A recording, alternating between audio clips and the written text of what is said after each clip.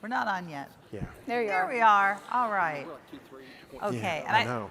Lots of So, good no, information from John. I think give him we another didn't. round of We applause. knew it was 2.2, 2.3. And But we did not load multiple EVs. good news is you just have your attention to us for a little bit longer, and then we're going to be heading off to lunch. That's always exciting. So I'm Karen Whitney. I'm the Director of Communications for Ohio's Electric Cooperatives. And I'm going to be talking with you today and this panel of experts here with us in these comfy chairs. We're going to be talking to you guys about communications, which is hugely important. That's what we're all doing here for the session, is communicating and sharing information. And I want to introduce you to our panel really quick. Here to my right is Shelby Moore. She's a leader on our statewide services team at OEC. She's a communications program manager. She works with many of the communications experts at your co-ops to help get your messages out to your members. And then to her right is Michael Wilson with Logan County Electric Cooperative. He's the director of communications there. And then, thank you. Is this my clicker for the PowerPoint? Thank you. Big green button. All right, I got it. Okay, I'll figure it out. We'll figure it out. All right, and then Julie Marshall. She's here from Midwest Electric, and she is the manager of administrative services there, wears many hats. And then on the right, who looks like he should have a cigar in his mouth and a glass of bourbon, Justice Clifford, recently just promoted to Chief of Strategy Officer for North Central, and Lorraine Medina, Cooperatives, and also FESCO. All right, so we appreciate you guys being here. And so communications, what I want to talk to you guys about is how many of you in here, your cooperative, how many of you have a strategic plan that you put together for operations for your cooperative for the year? Just a show of hands. Okay. How many of you in that strategic plan have a communications plan or strategy plan for communications at your cooperative?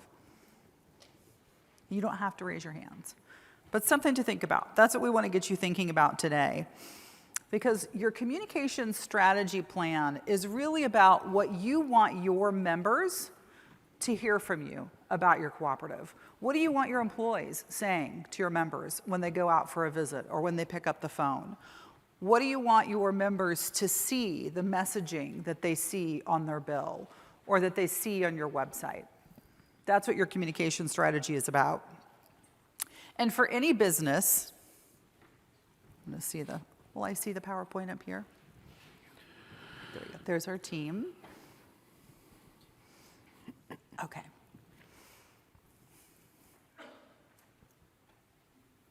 All right, for any business, communications is really a critical part of any organization's success.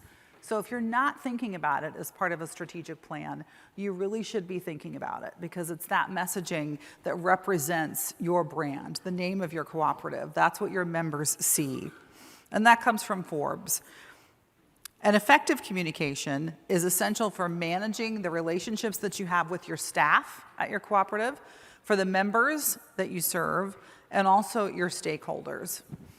And if you have poor communication going on, if you don't have any communication going on, it can really ruin all of that. You can have turmoil in your building, you can have a toxic work environment, and it can result in a damaged reputation. Your members may see that you have problems, or they may not be happy with the service you have. And a lot of that really comes down to the communication that you put into place.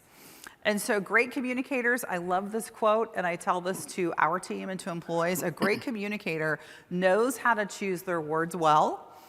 They know their audience, so they know who they're speaking to. They make a human connection when they're talking. And they know when to make that connection at the right time and at the right place. So there's strategy behind it. And I can tell you that all of these folks up here are experts at doing that, and we're going to be talking about that today. So I'm going to get to all of them and start talking about what they experience at their cooperative. So I'm going to start with, I'm going to go over to Michael first and talk about, at your cooperative, Tell us about the size of your team, Michael, and I'm going to sit down here. Tell us about the size of your team, a little bit about your cooperative, and how you guys, the role that you have there and your role as Director of Communications. Sure, thank you. So my team is one person. So it's, well, three of us, me, myself, and I. So I do all aspects of communications, from local page content, layout, design, social media, our website. I facilitate the trustee election, the nominating committee process. All the advertising and sponsorship comes through my office, and then I oversee our programs like scholarships, Cardinal Tour, Member Appreciation Day, and then I'm also the residential energy advisor.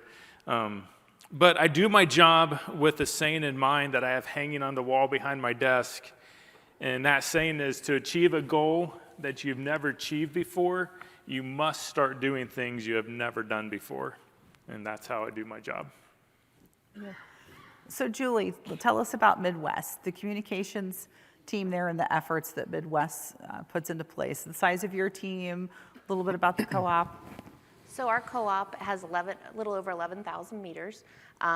I am the only communications in-house person that we have, but we also do shared services for communications with Paulding Putnam Electric, which has been a great resource because we have more collaboration. We have now a team of 4, including myself. They've got 3 employees over there.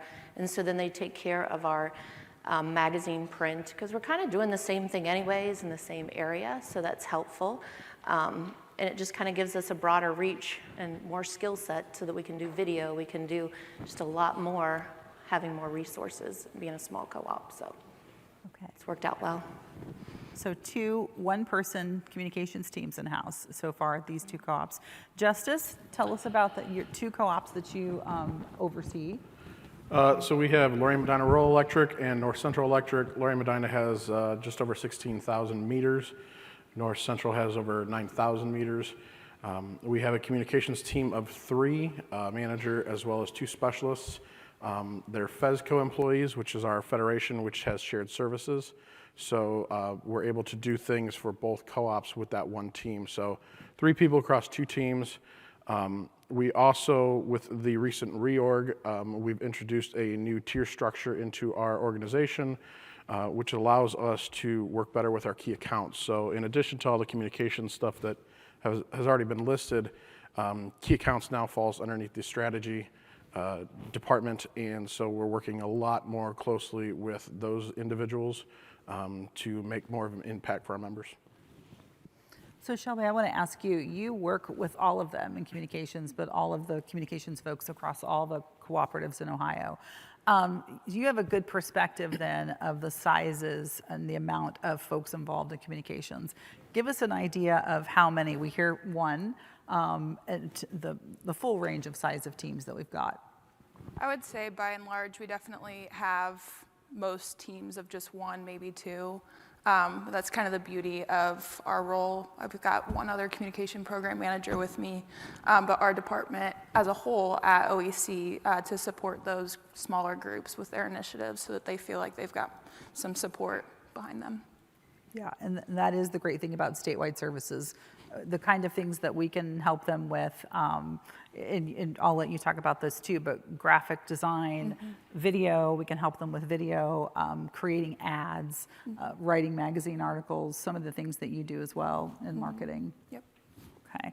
All right, so next we'll just go back and forth asking the different questions. So I'll start, Justice, with you first on this one. So communications, we talked about some of these quotes here about how, it can really make or break a reputation, of any business, much less a co-op.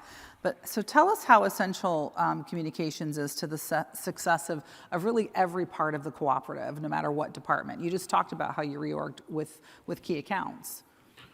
So without communications, nobody's going to know who you are, what you do, and why you do it. So, and that goes across the board. It's not just members. It's for your board members. It's for your key accounts. It's for your elected officials.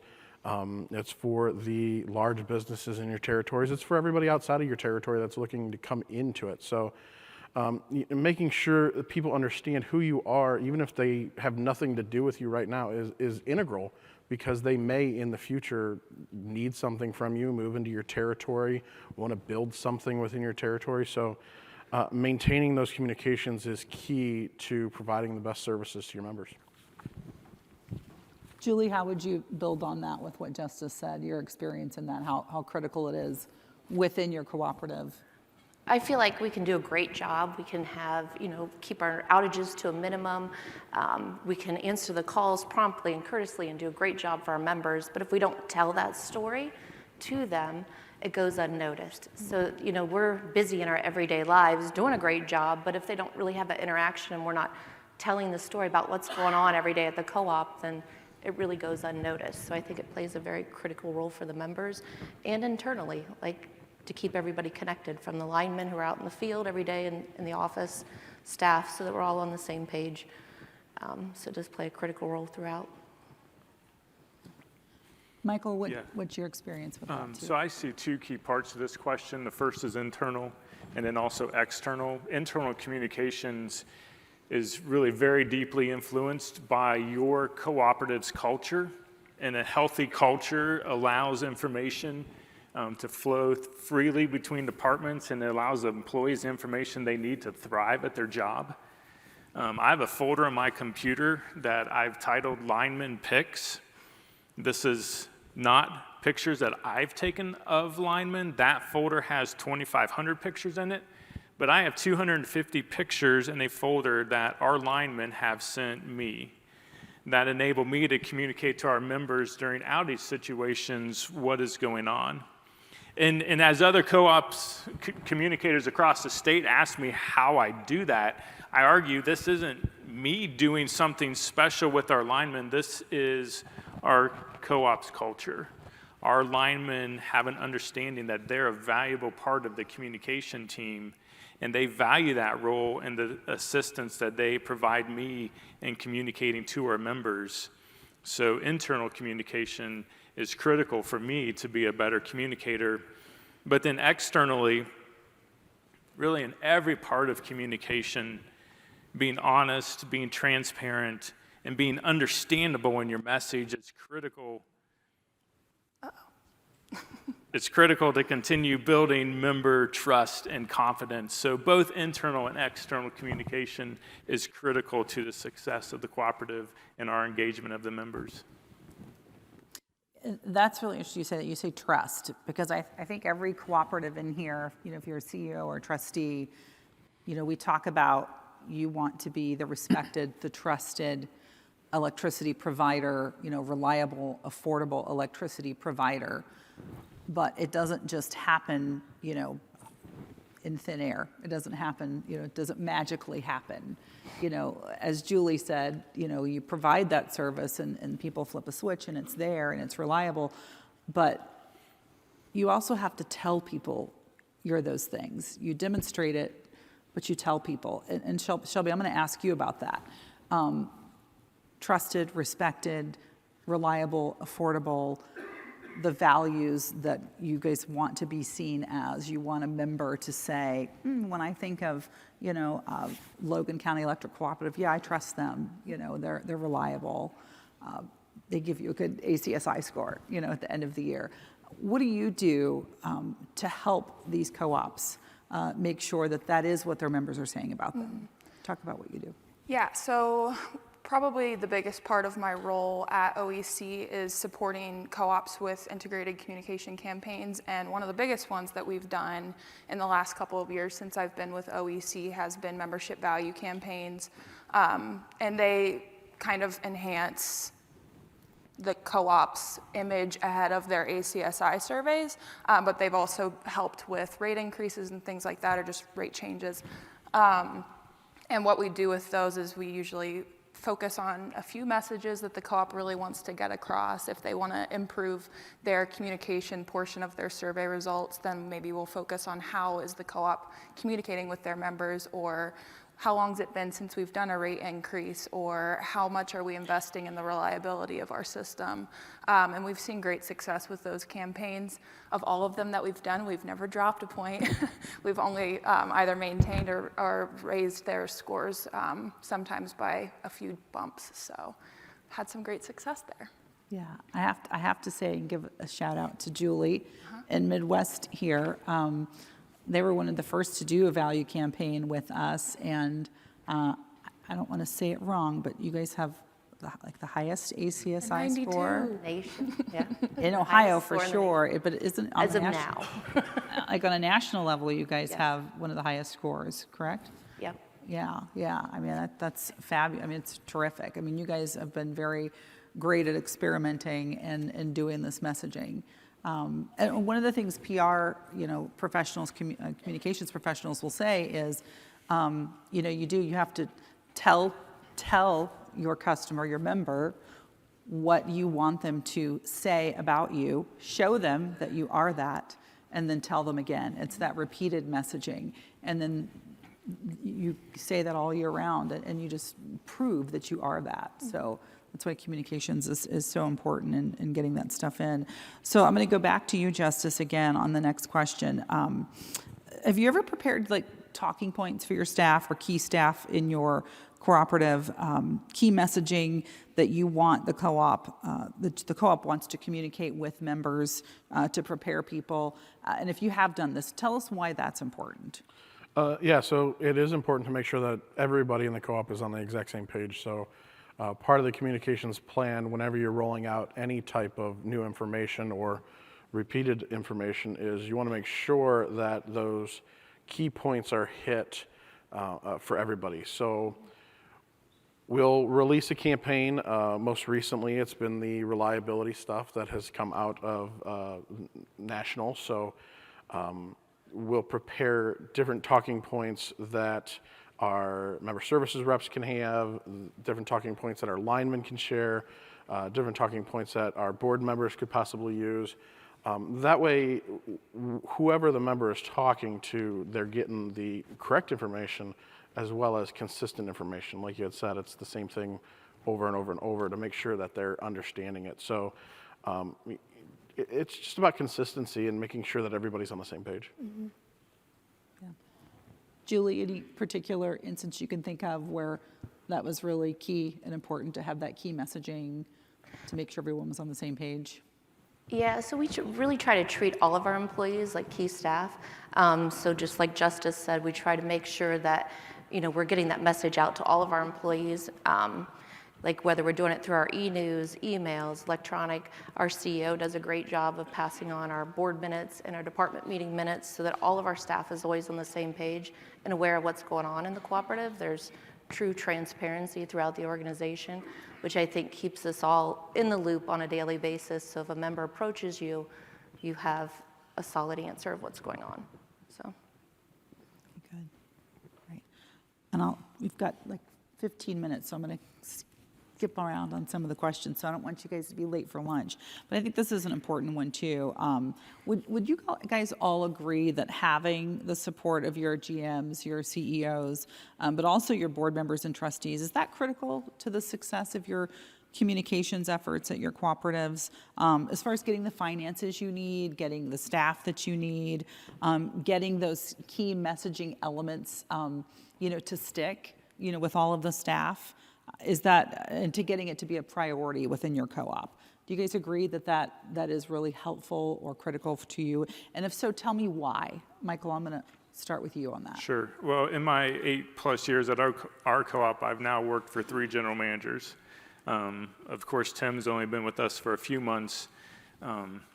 So really what I'm about to say is about the other 2 guys, so anything negative does not reflect on Tim at this point. Yep, I have that written down on here. It's in my notes. My first 2 years at the co-op, I communicated from a place of information, meaning I was not part of strategic planning meetings. I was not part of board meetings. So the information that I got was secondhand information. And it worked. I was a communicator. I put messaging out, but I didn't realize how much it limited me until I became a part of those meetings. It was incredible how much my voice changed when I joined the strategic planning meetings and I began to go to the monthly board meetings. With that understanding, I've been able to reshape just about every aspect of our communication and our member engagement, whether it's how we talk about capital credits, how we buy at the fair, how we do our scholarship program, and much more. But every change that I made was intentional, and it helped the communication and the member engagement better align with the co-op strategy. Because I had the support of the general manager and the board, I understood the strategy of the co-op and was able to very much integrate that into the co-op. So there's that overall just need for support to be successful, but then that direct relationship with the general manager. For those of you who knew Joe Waltz, you would know that his strength was not small talk and interpersonal communication. That was not his strength. But what Joe did well as a general manager was every 4 to 5 weeks, he would invite me into his office. We would talk for about an hour. He would ask for updates. He would share thoughts with me about what I was working on. And it gave me confidence to go back and do my daily task because I knew that what I was doing was aligning with his vision for the co-op. But it also gave Joe and I the opportunity to work through any programs or messaging that we needed to bring to the board. So when I sat in the boardroom and I said something, I knew Joe had my back because we had already come to an understanding how we were going to approach it. And when I said something in the boardroom, Joe would offer his support. So those meetings that I had with Joe and his ability to strategically interact with what I was working on gave me a great deal of confidence to do my job. So yes, the support of the board and the general manager is critical to the success of the communication team. Very well said. I would think, too, that it has to bring some authenticity to your writing if you have the knowledge to be able to form the words and give the best advice as far as how to approach the Absolutely. communications When you know the general manager's voice and what he is thinking about whatever it is you're talking about, all of our general manager columns for the last 6 years have been ghostwritten, so they've all come from me. And when I understand what he's thinking, what he is saying, I can just convey that to our members very easily. Mm-hmm. Yeah, it's absolutely critical.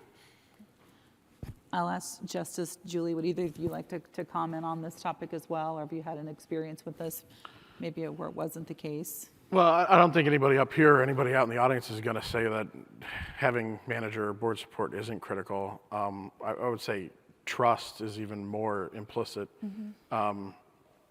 Being able to trust your communications people to do what they need to do, being able to trust that they have the greatest interests of the co-op at heart is also something that, every communicator wants.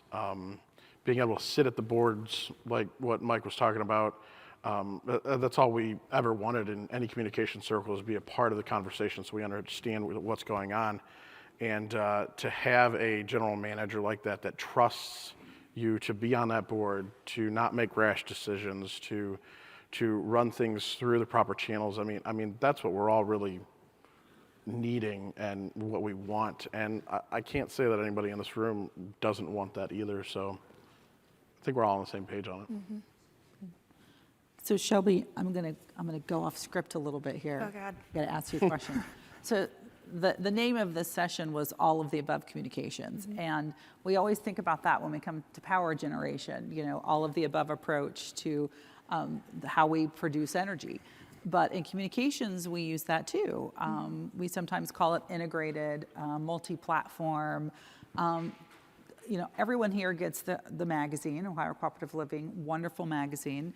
None of us would argue it's the best way to reach your members. But there are so many other ways that all of us are reaching members, at all times of the day, and we're strategically going to those places. Talk about what are some of the most effective ways that you've been able to help co-ops reach their members, and even OEC as a statewide organization reach? Definitely, I would say social media, and I'm a little biased because that's what my background is in social media marketing, but it is definitely the most cost-effective way to reach your members, especially if you can have a little bit of budget behind you, you can really enhance that, and that's something that we have done and offered for all of the co-op campaigns that we've done. So social media is definitely one, and there's a lot of opportunity there to tailor your message depending on who you want to reach, which is great. E-newsletters is another great one that we've done for co-ops at whatever cadence makes sense for them, whether it's for a campaign and it's just enhancing that campaign, or we also do regular newsletters for co-ops on a quarterly basis or a bi-monthly basis or whatever they ask. That's a very effective way to reach them, and we can really crack down and track their click-through rates, the open rates, things like that to see what they're interested in. Another would be that I can't say that we have led on, but I know that has been successful for them, have been Smart Hub alerts, print newsletters. We've also done, postcards. Some co-ops have had great success with print mailers. Some don't. Some have a younger demographic who don't really want to keep print mail. But I would say those are, and websites, let's not forget websites. Websites are very important. But, and we can help enhance their communications that way as well, especially for those who use Co-op Web Builder, because we are trained in that and can support them that way. But regardless of the CMS that they use, we can support them. Justice, what do you say is the most, what is your biggest tool in your tool chest as far as if you've got to communicate with your members?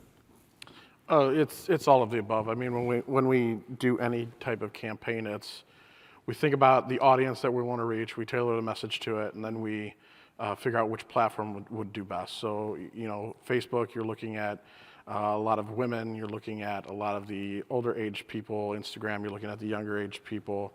I think we could really hit a lot of members across the board when we do everything. So it's identical to power generation. You can't rule out anything. So regardless of what message you're conveying, it's get it out there as many times as you can. So. And Julie, I would say Midwest, you guys have probably done the most campaigns. And I don't want to use industry terms that you guys may not be familiar with. So it's just a campaign, really quickly, correct me if I'm saying it wrong.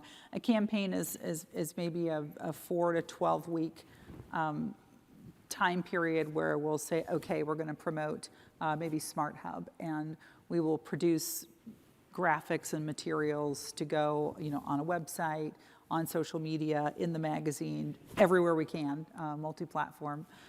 And really push that messaging to get people to sign up and use that product. So that's what a campaign is in a short term. But Midwest has done probably the most, would you say, I think, of campaigns on products. What do you find to be the most surprising, do you think, Julie, as effectiveness? Probably like the native ads that kind of follow you everywhere through the websites. The pre-roll stuff on YouTube really surprised me. I think our very first value campaign, I was shocked. I didn't think that would have that many views. And then I had feedback, from members and people kind of that they'd seen it there. And I'm like, wow, I didn't really think that we would reach an audience there of people my age, really, in that pre-roll on YouTube videos. So that was interesting. We've done auto pay and e-bill to increase those subscribers. Those have went really well for us. It was one of our first campaigns to increase that. But when we do them, we try to do them for about 12 weeks. And it seems really excessive and long to look at those ads for 3 months. But it really takes our members that long to recognize that and to brand us with that image. So when we're doing this, you see that same imagery. It might change a little bit throughout the magazine and throughout social media, but it's really the same look and feel. So that way they recognize and relate us with that. And we do the same thing with our value ads. From print to social, it all looks very similar so that they can brand us back to that. And it works. It's very effective. We've had great success with it. So. And kind of going along the same lines of talking about campaigns, right now, we're all aware, across the country, co-ops are trying to communicate their concerns about these proposed EPA rules around carbon capture and the impact that it could have on reliability and affordability of electricity if they do in fact go into effect. And a grassroots campaign was started just a few weeks ago. I know many of our co-ops are taking part in that. And of course, educating and informing our members is one of those 7 cooperative principles. So I just want to hear a little bit from each of you, and Shelby, you can speak for those not represented here. How important is it, and what are your co-ops doing as far as getting out this important message of reliability and affordability, how it could be impacted? Because there's a lot of education to be done here for not only members, but even the general public, to let them know what could be the case, what could happen if these rules were to go into effect. So I think the dirty little word in communications right now, especially in the co-ops, is blackout. Nobody wants to have to communicate about it. Nobody wants to have to be the proactive person to talk about it. So this most recent campaign has probably hit a lot of communicators hard. We rolled out a new video campaign, e-newsletter campaign, with our president and CEO, which I aptly named Ed Talks, because Ed talks. He didn't like it after I already released it, but that's okay, it's already released.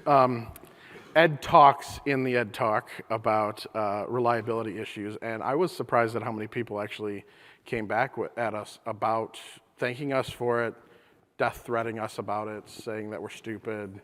I mean, but the fact that they watched the video and, they were able to learn something and hopefully change their mind about the reliability issues and stuff like that. But, it was amazing to see it. It's something that we're going to continue to do. We're going to do different talks with it. So I think it's reaching out and finding those new different ways to do it and not being afraid to say the dirty word, which is blackouts. So. Mm-hmm. Julie? So last year, our CEO wrote a series of articles on environmental policies. So we've been at this for a while. And after the first few printed articles, it's like, hey, let's pull these out and do something with them on social media, our website. So we kind of posted everything on our website and tied it back to there, and started pushing this out through our social media channels, through our electronic newsletter, and really got the membership read up on those articles.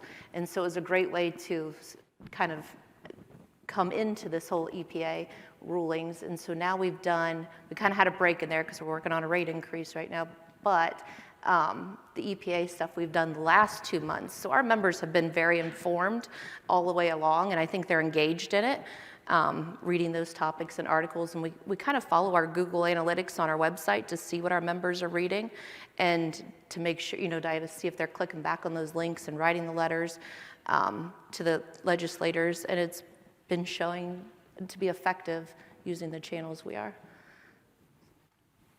Michael? Yeah, so Tim and I had some conversations, pretty lengthy conversations, especially after the May edition of the Ohio Cooperative magazine was sent out, where on page 2 in red letters it read, as summer approaches this year, we can no longer take 24/7 availability of electricity for granted. And with that statement being made, we felt like we needed our members to hear from us. So that was May when that message went out. Our annual meeting is June.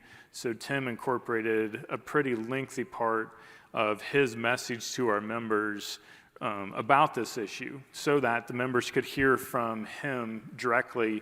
And then after he and I talked again a couple more times, I put together actually a 3-page general manager's column, very lengthy, yes, but trying to really help inform them about why I had just wrote a article saying the value of reliability, trying to say we provide reliable electricity, and all of a sudden it's not reliable.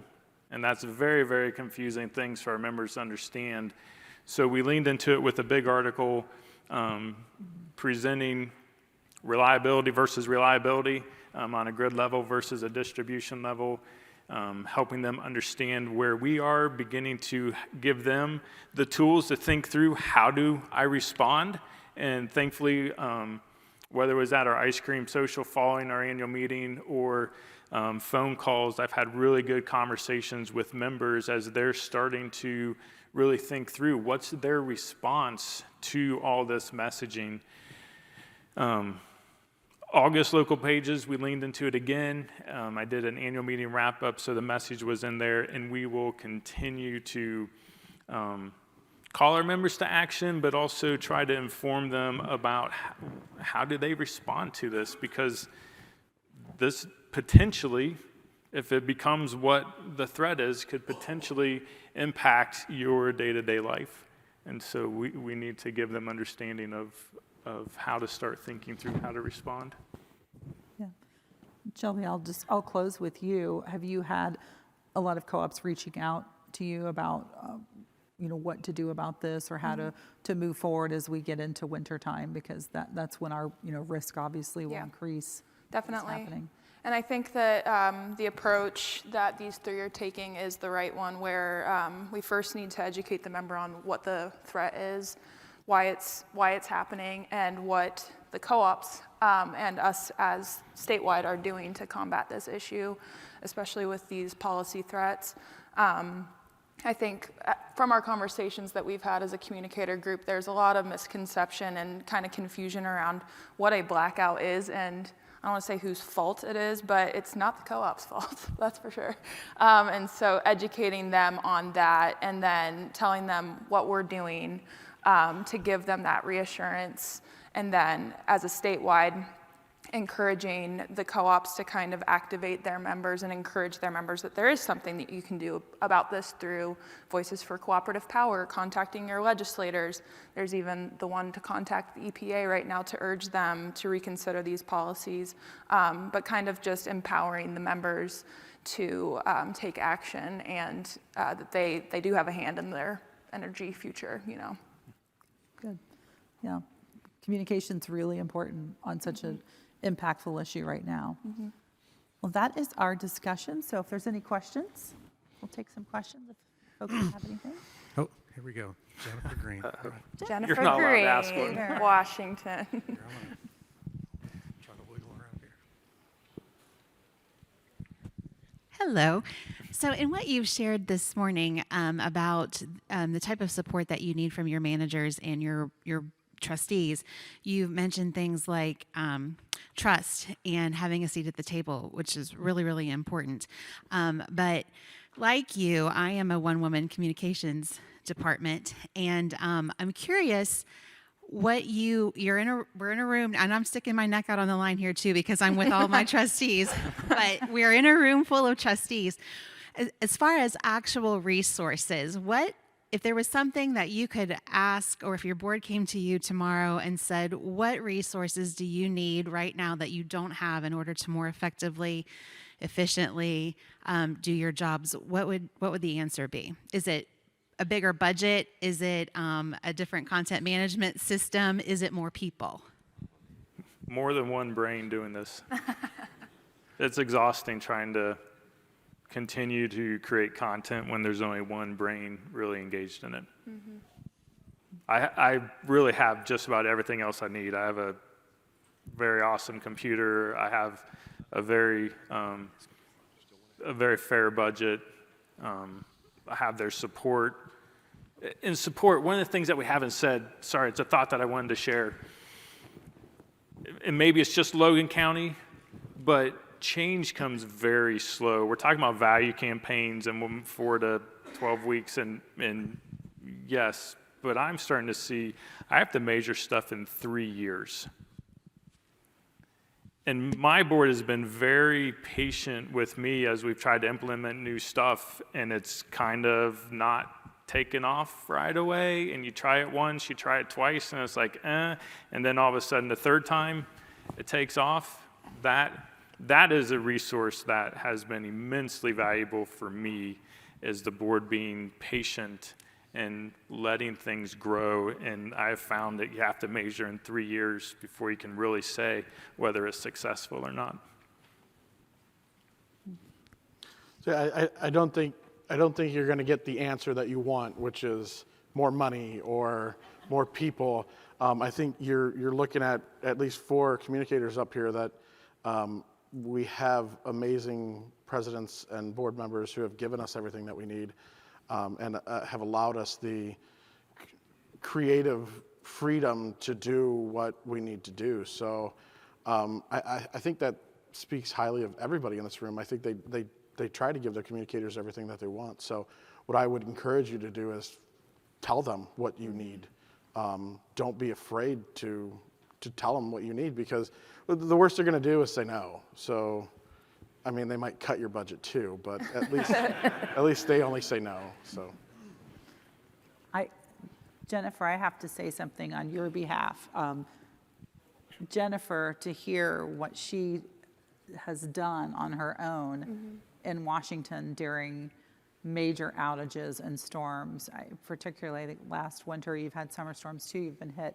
I mean, what some of these communicators do on their own, working almost around the clock, not only to be on social media and answer people's questions, some people who are not as kind sometimes, but also calming people, making sure that linemen have food, making sure that they're taking that out into the field. It's dealing with mutual aid people coming in. I mean, they're working around the clock and they've got all this on their hands. So even if it can't be more people on their staff, maybe it's cross training within. Maybe it is some type of mutual aid among communicators. We've talked about that at some of our meetings. That when one part of the state's getting hit and another's not, perhaps there's a partnership there where you can have some help, because during the severe weather events, just as the crews in the field are extremely busy, I know the communicators can be extremely busy as well. I know you guys have all been there. So just in case trustees or managers didn't know that, it can be very taxing. And I've been very admired, Jennifer, for what you've done over the past 2 years that I've known you and what you've done. Excellent job. Question back here. Since you're dealing with print and now social media, how do you allocate your time and your dollars to get the most for your money? Can you I couldn't hear the question. ask the question once more? Since you're dealing with print and now social media, how do you allocate your resources to best use with the time and the dollars you have? So we outsource. If anybody want to look up Ed Van Hoos's TikTok, take advantage of what you have. So it's using everything that's available to you. Reusing a press release to be able to do all the other communications after it. Now, I'm not saying copy and paste, but using it as a building block. It's really getting everybody on board. You create communication ambassadors out of every single employee. Every single lineman should know what's going on with whatever project if they're asked about. If somebody's an excellent writer, you bring them on to help write things or edit things for you. I have an executive assistant that isn't mine, but she edits things for me. Our HR will review things before we release it. So it's getting everybody on board and using every resource you have. Mm-hmm. Social media takes less time, less money, but you can have a very, very fast and large reach with a little bit of time and a little bit of money. So you're talking two very, very different ways of reaching people and who you're going to reach. So it's almost not a fair comparison, almost not a fair question, because they're both equally valuable in very different ways. Time and resource, though, it takes more time to put into print, but it's very vastly reaching. Social media takes less time, takes less money, but you can very, very quickly get out messaging. So they both have extreme value for communicating to members. Mm-hmm. Shelby, do you want to mention what it costs to boost a post? They may not have an idea of what it costs to boost a post and how you can target specific zip codes. Maybe mention that. So on social media, for Facebook, for example, I would say that the great majority of the co-ops use Facebook to reach their members. And when we talk budget for Facebook, it can be something super small to start with and then build upon that. So for example, we may promote a single social media post for anywhere from $5 to $50. You know, you can go up as high as you want, really, but it doesn't need to be a ton of money to get you a reach that can really do some work for your co-op. And as far as targeting goes, Facebook has very creepy targeting, and it can be very effective. So you can target by age, you can target by gender, you can target by specific zip codes or by a distance around a zip code, an entire county, an entire state if you wanted to, which we often do from a statewide perspective. And then you can get as granular as their interests or their hobbies or their occupations. So we have very, very targeted audiences on Facebook, and that's just helped with the success to make sure that we're reaching exactly the people that we want to be reaching, which can aid a lot in these campaigns to make sure that we're only reaching the individuals who live in the zip codes that these co-ops serve. Yeah. With all the news about artificial intelligence, Oh gosh. Are you guys starting to talk about that either with your outgoing communications using AI or the backlash of all the AI that's going to be out there in our fields? Are you guys preparing for all that? What do you guys think? I think we just learned that we need to start tying and being the voice, like trying to tie our websites and our links so that we can be part of that source for the AI. So we're trying to learn how to do it. Are we good at it yet? No, not there yet. But we're learning that we need to be in front of it so that we can be that voice when somebody does pull up the AI. It comes back to the messages we want out there. So we have a lot to learn, I would think. Well, and I will say too, what's the name of it? Something. Chat GPT. Yeah. We learned about a resource recently that I'm afraid of AI. It scares me. I'm 29 years old and I'm afraid of AI. But that is one resource that we as a group recently learned about, and it's actually shocking how accurate it is when you can type in a question like explain what a rolling blackout is, and it's like pretty spot on. Yeah. And so it's not to say that we should use that verbatim, but for these like smaller teams, you can really use that resource even to just get you started in writing about a certain topic. Even if it's not copy and paste, you can add your own spice in there. Yeah, and I feel like when we were messing with it a month or so ago, we were looking at like patronage capital. Yeah. And how we couldn't even search it correctly using the Chat GPT to find it. And so it was very interesting that, okay, this isn't the way our members are associating with it, so it kind of gives you a different look and feel. So it is a useful tool if you want to spot check yourself on how you're wording things. Is that really going to associate with the members like you think it is? Like we understand what that is, but do But they they? might not. And so that's not the terms we found that they were looking for. So it provides a lot of insight, I think, is what we've learned. So we have a lot to learn. Yes. I won't say who, but a few of us have used it on the team just to make the writing a little more illustrious and creative. And you can do that for like letters. If you're writing letters to members, the Chat GPT is interesting to make it more appealing, make your letter more appealing.